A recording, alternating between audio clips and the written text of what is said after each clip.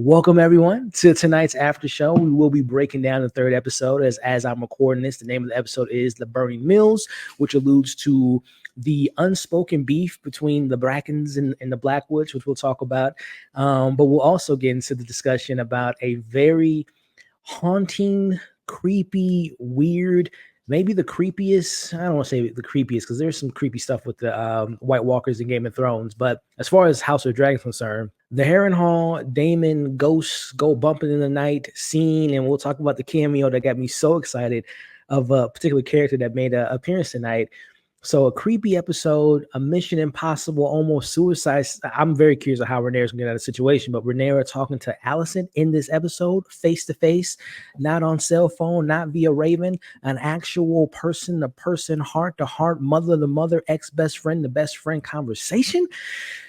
A lot went down tonight, and we will be breaking it down. So before we get into it, man, let me know your thoughts on the episode in the comments, and as well as if you're watching this breakdown, give me a score. Let me know what you all thought of it, and of course, share your thoughts and theories and predictions, which you all hope to see in the weeks ahead. With that being said, let's just break it all down, go kind of scene by scene, and talk about some of the standout moments that I thought really kind of resonated and sets the stage for something hopefully good to come. So first and foremost, as I mentioned several times, I am a Game of Thrones fan via the television show. I've never read the books. I say all that to say this beef between the Brackens and the Blackwoods. Don't know anything about it, not familiar with it. Before we went live, I did a quick little Google search, and this is a beef that has no true origins apparently between these two. From what I was able to gather in like a 2-minute span before we went live, the Blackwoods, I looked at them a little bit more because they're Team Black. You know, I'm a Black representative with Rhaenyra, so they seem to have some really interesting family ties to the first men, which we know go all the way back to the creation of the White Walkers. Very interesting family, and like I said, the family they're going against in this episode, again, their back and forth East Coast West Coast beef is very fascinating. Obviously, we know the Brackens stand with Team Green, losers, and then we have the Blackwoods that stand with Team Black. So very interesting way to kick off the episode, and more interesting to me was kind of the something that I mentioned in our watch party and something I'm really enjoying so far of this season. Love Game of Thrones. This isn't a knock on Game of Thrones, but a lot of Game of Thrones was from the perspective of a lot of our main characters, right? You know, Targaryens, the Stark family, the Lannisters, and all this stuff. But we really never explored any outsiders. And what I mean by outsiders is like the normal folk of town, the everyday person living in Westeros. Like we never really got their perspective of like what was going on during that time. And what I like about House of the Dragon so far is we take moments out of the episodes to kind of look at what people in the streets thinks about the beef going on between the families and all that stuff. And I like this opening because even someone like myself that isn't too familiar with both of these families and these houses, the sentiment stuck the landing for me as far as the understanding of the scene. What I took away from that scene is they're a flat out slaughter, just a straight up no holds barred, and next thing we know, they're all dead on top of whatever house they represent is now mostly taking losses on each side.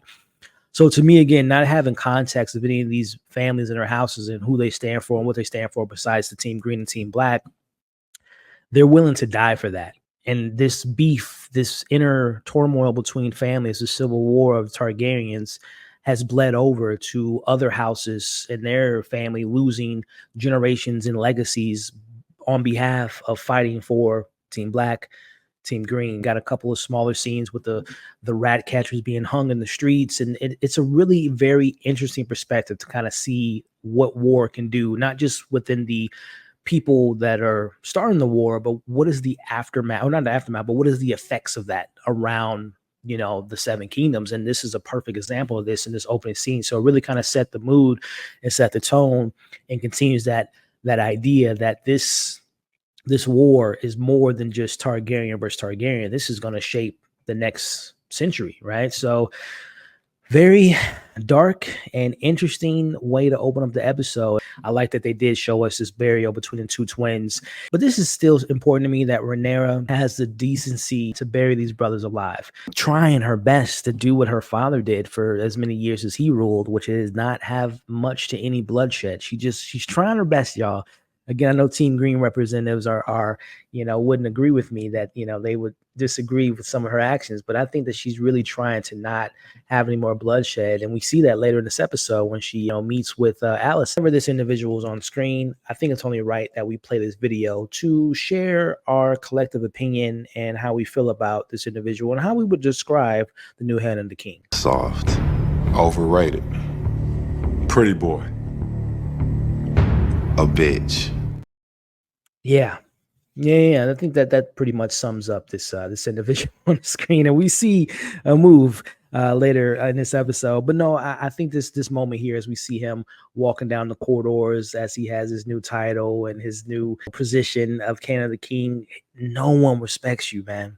Allison, the face says it all. Like, she's even tired of his BS. Like, by the way, I'm so glad we didn't see them banging this week. We needed a break from them hooking up, and I think they're growing apart.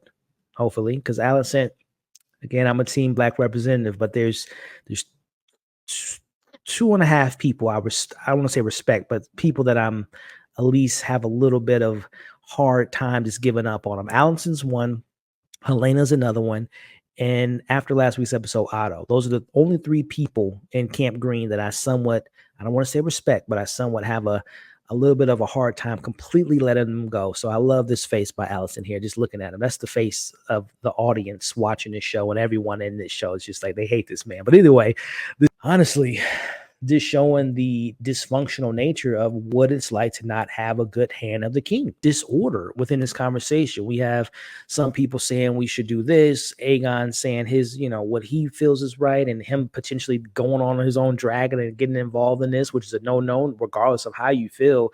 You don't put your king in the middle of this war. We got Allison sharing her 2 cents, and again, the relationship between Allison and Cole, they kind of have a little bit of a disagreement, which has layers to it, because obviously we know they have an intimate relationship. What I took away from the scene is just showing when you don't have, obviously you have to have a king that knows what to do, but when your king is short-sighted, you need a smart Hand of the King. And this scene just kind of just displayed that throughout, because there was not one voice, right, in that room. It was all these collective idiotic ideas, which as a Team Black representative, I love this continue the dumb comments and continue the dumb decision making. I'm here for it, because it'll be just easy for us to win as far as Team Black goes. But no, in all seriousness, I love how this scene just shows how much Otto is missed, and someone with a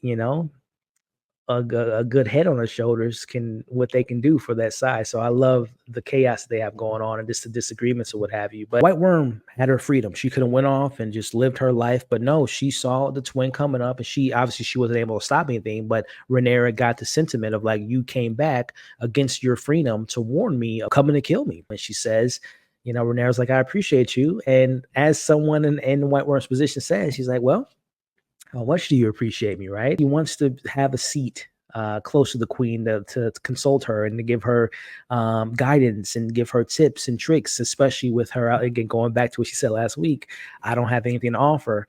Let me retract that. I do know the Red Keep. I know the ins and outs, and I still have my spies in the near the Red Keep. So I like this, again, a very valuable asset to Team Black. Set this plan into motion to gather their resources, gather their alliances, and to have them make Harrenhal a place of refuge, or Harrenhal a place to congregate, to get their 40,000 men and their swords to plan for this war. And he says, yeah, he is in our blood, but as you would know, Damon, just because your blood doesn't mean you have your alliance to them, right? Allison had a brother.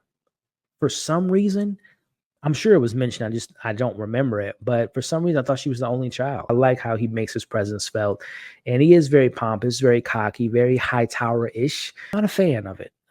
There's a little bit of animosity on their side. There's a little bit of disrespect on their side. There is, or I should say, lack of respect. I don't like the way they're talking to our queen, especially in this episode. Now, granted, I can admit Rhaenyra has her as her father. she does not like to draw the sword. So she has done a lot in her power to make sure that there is not going to be a war in her name. But her followers disagree. You know, they're telling her, listen, we need to strike now. You are very vulnerable. You know, Damon's off. Someone tried to assassinate you. We need to strike while the iron's hot. And Rhaenys speaks up for Rhaenyra, like, listen, y'all need to remember who you're serving first before you start spewing out, you know, your suggestions and your tips and your advices. You know, need to show some respect. So I like that, but I don't like the idea that they have that sense of like not respecting her and thinking that she's not fit to be in a position to make the necessary moves. Corlys and Rhaenys, man, like even going back to Game of Thrones, I don't think there was one solid couple that we can rely on. Couple here is just every time I see them on screen, I can feel the love, I can feel the respect, I can feel the trust in one another, man. I love these scenes, man. And as they're talking about the future of their grandkids taking on Driftmark and what have you. But as I said in the watch party, and I'll say it again here, it's gonna break my heart when one of these, if not both of them, end up dying. Because again, not having read the books, I would assume that there's going to be a lot of bloodshed on each side. And I know that when it comes to those moments, these two, it's going to break my heart, man. We do see, you know, Rhaenyra gives her kids off to go do their duty and to give the dragons away to set their alliances, again, setting the stage for them to make sure they have alliances. The two sisters say goodbye. You know, Rhaenyra says goodbye to her children because she doesn't know if this is the last time she's going to see them, which again is very heartbreaking. He's embarrassed right now, right? But he kind of plays her and says, oh, anyone can sleep with her. She, you know, I don't have feelings for her. But again, man, I really like how Aemon is not just a stone cold killer with no emotions, no relationships, no regrets. I like that they're showing us all these different layers. And again, not knowing what happens in the book. I don't know if this continues that path of us. And I don't know if this is a show decision or if it is in the books that you see all these different layers and dimensions of this character. As we move along throughout the episode, Rhaenyra eventually reads the letter that was sent from her a couple days or maybe a couple weeks ago after she lost her son. And that letter kind of ignited what we see at the end of this episode. Speaking of ignited, this close to seeing Team Green taking a L that I think we all want. Baela, I sometimes forget that he is a warrior. He is a knight. He is very trained in battle. The wherewithal to, you know, recognize his environment and presence of a dragon. I don't know who was closer. Was Baela closer to killing Allison's brother and Cole, or was Rhaenys closer to killing Team Black when she came from the the floor with her dragon? Who was closer to killing and is ending this war? Rhaenys is pretty clear winner there. But man, Baela, she was so damn close, y'all. And it's not that she hesitated. It was just things happened quickly. They were able to get into the trees, into the forest quicker, which if it was me, I still would have been like, you know, Jacaris and just burnt the whole forest. He showed me tonight that if push comes to shove, she ready to Jacaris anyone that isn't Team Black. So I like that. I really hope and pray that we get more time with her than what we unfortunately didn't get with her mother. You know one thing about me, if you've been following this channel for a while, my two favorite genres are science fiction and horror. Not that this is a good horror film. I wasn't a fan of Abigail. Laundry Day. Just had to throw on a shirt. Team Black. But I love horror. Game of Thrones did a really good job of building suspense and horror and thrilling moments with, you know, the supernatural elements of the show, witches, zombies, White Walkers, so on and so forth. House of Dragon hasn't tapped into that tapestry yet as far as supernatural and spooky horror vibes until tonight's episode. This is straight out of a scene out of a Mike Flanagan Haunting on Hill House, Haunting on Bly Manor.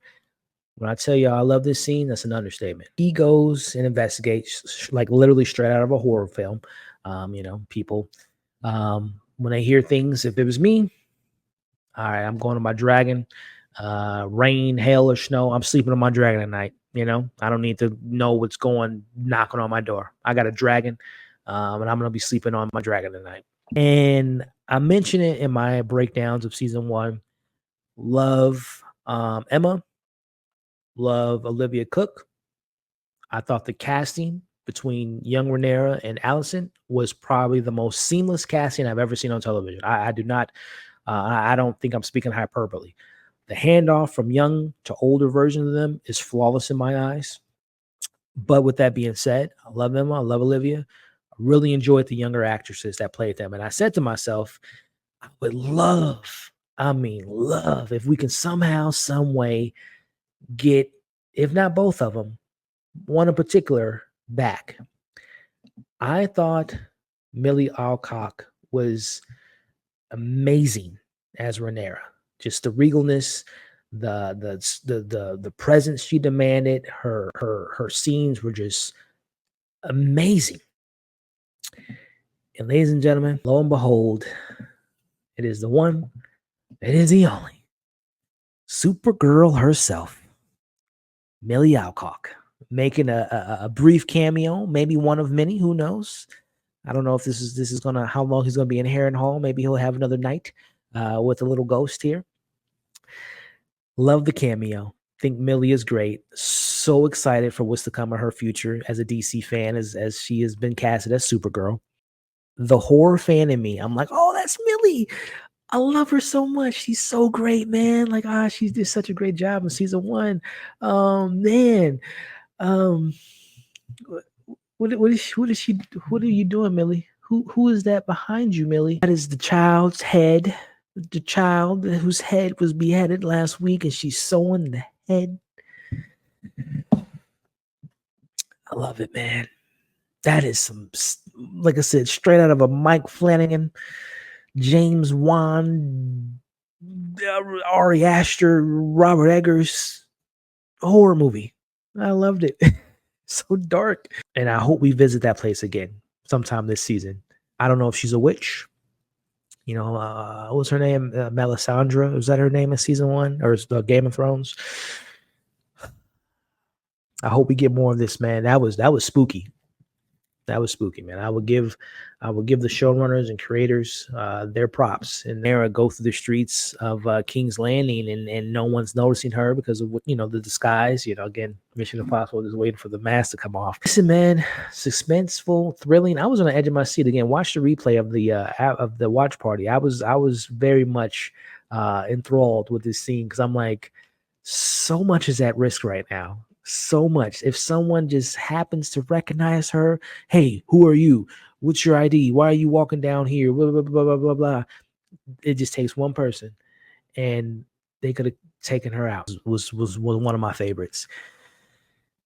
As the conversation goes, as we know, Rhaenyra is trying to hurt. Well, I will admit, Rhaenyra, for someone that's trying to stop a war, she did not hesitate to stand her ground and to say, "Oh, by the way, I'm trying to end this war, but let's just agree that my dad wanted me to be the queen."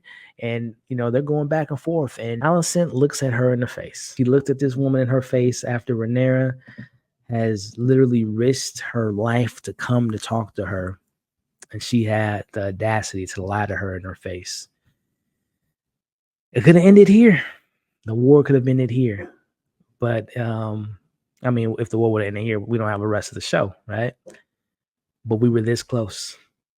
I like how the show and how the story's been told so far, that it's these small moments that could have ended it all.